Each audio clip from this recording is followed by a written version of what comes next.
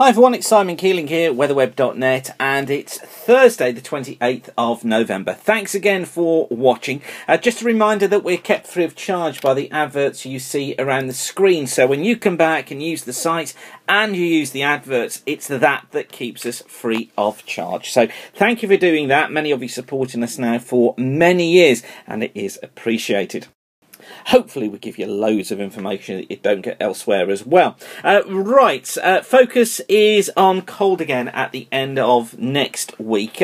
Interesting actually to see how the forecasts have come back into line with what we were saying at the beginning of November. The idea that for December we thought the first part of the month would be colder, the second half would be milder, and we're kind of drifting into that pattern right now. Let's show you how we get there though. This is the ECMWF and the GFS. 7 to 10 day mean of the 500 millibar flow going from next Thursday through to Sunday the 8th of December, and some agreement between the two, although this ridge here in the Atlantic is certainly causing them some problems. The GFS certainly has it leaning further back than the ECMWF has, but it does have this trough. Both do have these troughs across those central parts of Europe, and the trough really key to how things develop. You notice here, look, this cross-polar flow as well, starting to dig some really cold air here into the northern parts of Canada, and what that does is it aids the deepening of the trough out here further towards the west. So the signs are certainly there of cold air trying to get south. And remember me telling you early on in the week how that was piling up towards the north. And those of you following Twitter at Weather School, you'll know that we've been talking about this as well. So this is the ECMWF then, the temperature trace for the next 10 days. It's for 850, so it's about 5,000 feet in the atmosphere. But it gives us an indication as to what's going on through the atmosphere, and then what the impact would be at low levels too. And you notice this big fall off in temperatures here, look, once we get past the 3rd of December, so once we're getting past Tuesday, Wednesday of next week. And actually the ECMWF is much the coldest of the models, bringing us down to a -10 at 850, most generally between about a -4 and around a -8. So ECMWF is the coldest, bear that in mind. It's the outlier really. So let's go through, see what the evolution of each of these models is. This is the ECMWF model. This is for the 5th. So this is for next Thursday. And you notice here, look, got trough up towards the north. We've got our area of high pressure here towards the west. Knock it on to Friday, and low pressure off towards the east. Look, here's the deep trough that we've got slipping its way eastwards, and that then brings in this cold plunge, look, of cold air. This is going to be dense cold air coming in from the north. Notice as well how the ridge builds out in the Atlantic. Look, that aids this turn into this north-northwesterly flow. And then into the weekend, into Saturday, the ECMWF maintains that with high pressure out towards the west, low pressure towards the east. And, you know, that looks an entirely acceptable pattern. And it keeps the cold weather as well, going into Sunday with the northerly flow there, high to the west, low to the east. As I say, though, it is the coldest of the models. This is the GEM. So this is the GEM for next Thursday. You notice it's got the high over us. Not making so much of the ridge in the Atlantic, trying to build it through the UK. Here's the low with the trough. And what that then does is, into Saturday, it brings the trough eastwards, look, but it still keeps the south and a mild west to southwest flow. And then Sunday, look, it's then that it brings in the colder northwesterly winds, but then only Scotland and the east of England builds the ridge out towards the west. I suspect the GEM probably is a little too hot, whereas the ECM was a little bit too cold, and what we want is the Goldilocks effect of being just right. So the ensemble then looking like this from the ECMWF. This is Thursday, there's the westerly flow. Friday goes into more of a west-northwesterly. Saturday, well, it's kind of a cooler northwesterly, but if you look back, the source is a mild Atlantic. And then on to the Sunday, well, again, look, it's got that source as the mild Atlantic, so the ECMWF ensemble doesn't really see the cold. And then the GFS ensemble looking like this for Thursday. There's the westerly flow, here's the trough, here's the ridge.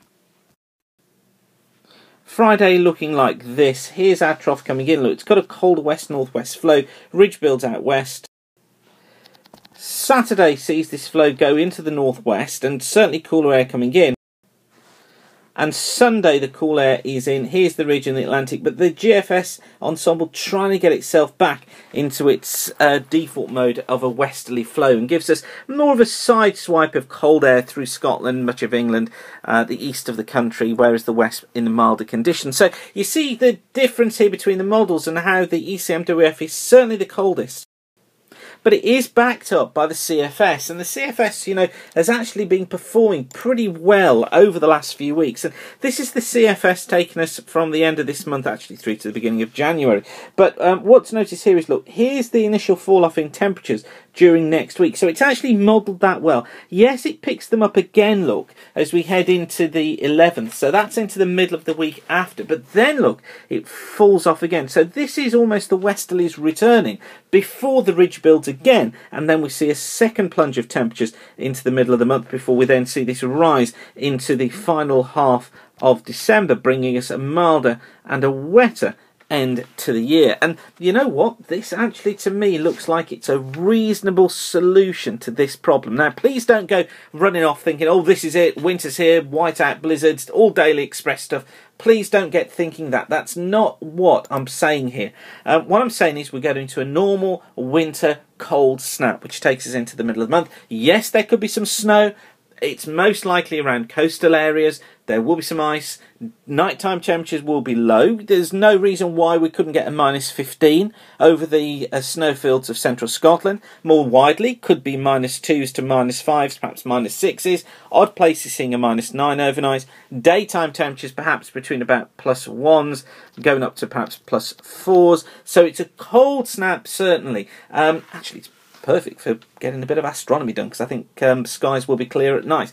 But really cold. But anyway, that aside, it's only because I'm thinking about Comet Ison at the moment that I mention that. But that aside, I think this is just a normal winter cold snap, so please don't go jumping around. I do think, though, that we're probably going to be seeing this cold weather. The only thing that bothers me is, will it just sideswipe us? Will it actually slip off towards the east, the high get in, and bring us back more into a west or west-northwesterly flow?